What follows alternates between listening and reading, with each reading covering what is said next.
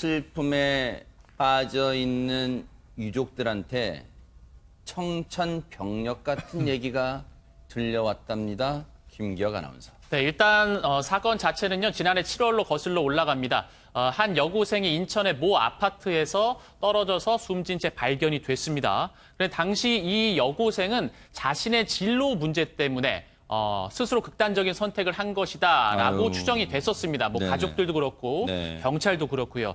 그런데 이 여고생의 장례식장에서 가족들이 충격적인 이야기를 듣게 되는데 네. 그 이야기가 무엇이냐면 조문으로 온 이 여고생의 친구들이 충격적인 이야기를 합니다.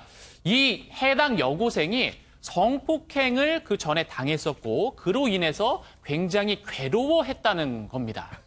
가족들은 전혀 듣지 못했던 일을 장례식장에서 듣게 된 거죠. 이게 무슨 저기 정말로 입이 떡 벌어질 얘기예요, 이게 김복준 의원님. 그러니까 이 극단적인 선택을 한 게 지난해 7월이잖아요. 네.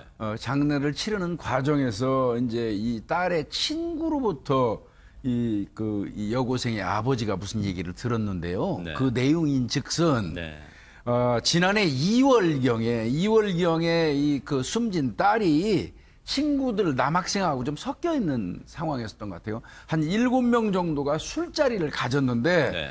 그때 이제 좀 이 딸이 좀 술이 좀 취했던 것 같습니다. 네. 그런데 특별히 이 딸을 좀 위해준다는 남자친구가 하나 있었는데 네.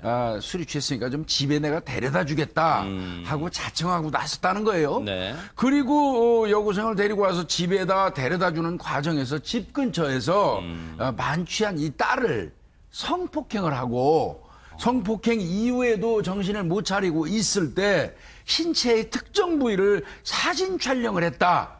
이런 내용이었습니다. 이 말을 들은 그 아버지 입장에서는 이건 청천벽력이죠. 그러니까요. 내용은 그렇습니다. 생때 같은 자식이 성적 문제로 이 극단적 선택을 한 것도 정말 주체 못할 슬픔일 텐데 이런 충격적인 내용을 들으면 정말 유족들 마음은 어떡할까요, 진짜. 딸을 이 지경으로 몰아간 상대의 남학생에 대한 분노보다는 부모 심정은 자책감이 더 컸을 것 같아요. 내가 왜 우리 딸의 심정을 헤아리지 못했을까? 아이가 조금이라도 우울하거나 표정이 달라졌을 때 무슨 일 때문에 그러니? 꼭 성적 때문에 그러니? 명문대학 갈 필요 없어? 뭐 다른 일이 있어? 이런 것들 왜 못 물어봤다 그냥 회한이 너무 클 것 같아서 게다가 이 남학생이 이후에 이제 말씀 나오겠지만 보여주는 뻔뻔한 태도 때문에 3중 4중의 고통을 겪고 있는 것으로 생각이 듭니다. 여고생이에요. 어린 소녀가 그냥 선택한 것도 아니고 아파트 추락사를 했습니다. 네. 얼마나 그동안의 심정이 어땠을까를 못 헤아렸다는 부모님은 아마 눈을 감을 때까지 고통에서 못 벗어날 것 같습니다. 네. 물론 아직은 뭔가 정해진 게 없습니다. 이런 충격적 내용을 들었으면 김기혁 아나운서, 예. 이 유족들 입장에서는 그 해당 남학생에 대한 얘기를 좀 들어보고 싶은 심정일 거 아니에요. 예, 맞습니다. 그래서 이 가족들이 이 해당 남학생을 경찰에 고소를 했습니다. 경찰이 실제로 이 남학생을 불러서 조사를 했습니다. 네. 지난해 8월에 1차 조사가 있었는데 이 조사 과정에서 나온 이 남학생의 진술은 성폭행에 대해서는요.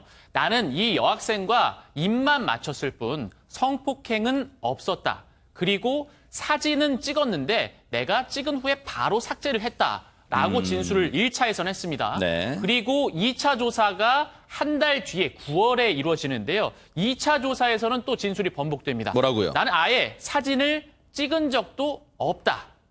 사실상 혐의를 부인한 거죠. 이인철 변호사님, 진술 번복의 이유는 뭘까요? 많은 사람들이 이렇게 진술을 번복하는 이유는 한 가지입니다. 뭘까요? 본인이 유리하다고 생각하기 때문에 바꾼 거예요. 만약에 증거가 확실하면 당연히 인정할 수밖에 없겠죠. 증거가 확실한데 부인하면 오히려 교심죄 때문에 형이 늘어날 수가 있잖아요. 근데 가만 보니까 증거도 없으니까 내가 부인해도 괜찮겠지 이렇게 해서 부인하는 겁니다.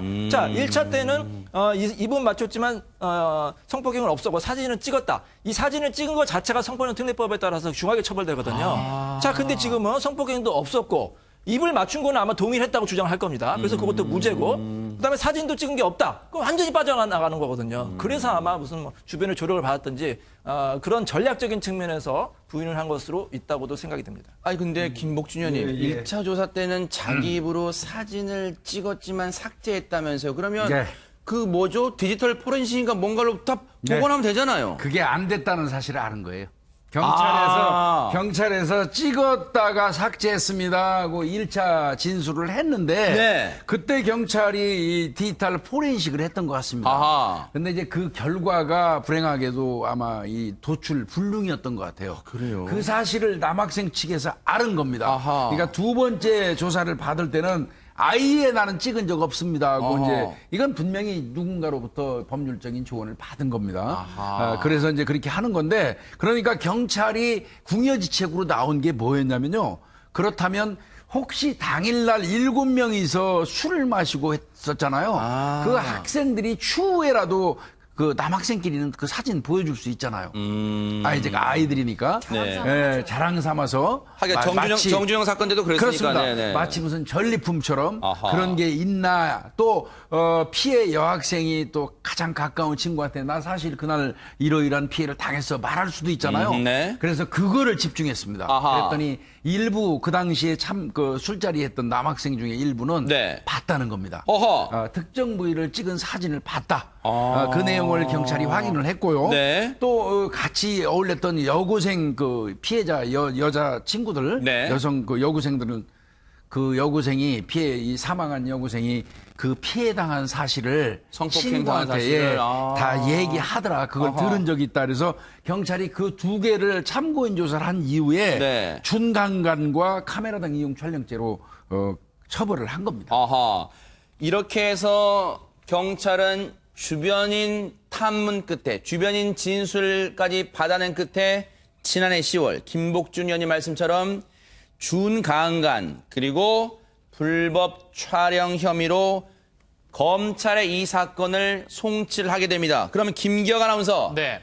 이 사건이 재판에 넘겨지게 됐습니까? 어떻습니까? 아닙니다. 현재 지금 이 남학생이 조사에 응하지 않고 있기 때문인데. 아, 그래요? 예, 이 해당 사건이 지난해 10월 준강간과 불법 촬영 혐의로 인천지검으로 넘어갔습니다. 네. 이 넘어가서 이 검찰 쪽에서 이 학생을 불러서 한 차례 조사를 했어요. 네. 그런데 그 이후의 조사는 이 남학생이 응하지 않고 있습니다. 그러니까 출석을 하지 않고 있는 거예요. 네. 조사를 받고 있지 않는 상태고 검찰이 그리고 체포영장을 3차례 법원에 청구를 했는데 이 체포영장도 기각이 됐기 때문에 3차례 모두 기각됐기 때문에 지금 이 남학생은 뭐 판결을 기다리고 있는 상황은 아닌 거죠. 지금 현재 자연인 재판까지도 못 갔네요, 그러면. 예, 맞습니다. 아니, 손정혜 변호사님, 시시비비를 가려보려면 지금 주변인들이 거의 모두가 손가락으로 이 사람이 그런 행동을 했어요라고 가리키고 있는데 왜 법원은 체포영장